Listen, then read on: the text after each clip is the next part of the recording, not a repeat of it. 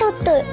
অবাক তো ব্যাপারটা, ডিসব্যান্ডিং হওয়ার এত বছর পর বৃদ্ধ সাতজন বিটিএস সদস্য এক হয়ে কনসার্টের আয়োজন করে।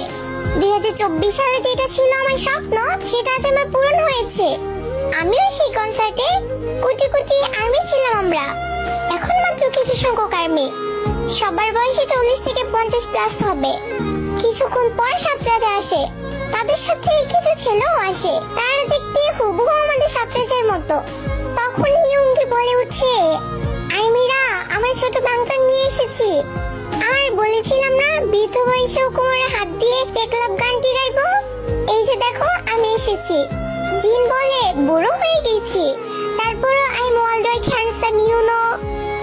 সব আর্মিরা হাসির সাথে কান্নায় ভেঙে পড়ে।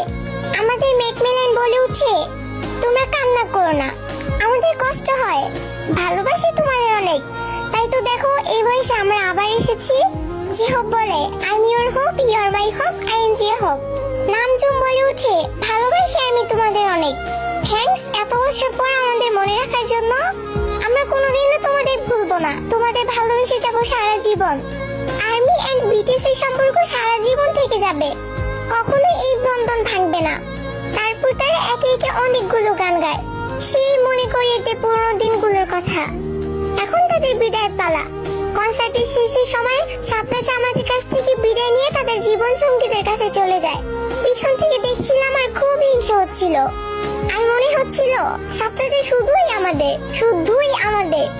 এত বছর পর সব বদলে গেছে, তারা বদলে গেছে, আর্মিরা বদলে গেছে, বিটিএস আর আর্মিদের ভালোবাসা বদলাহীন।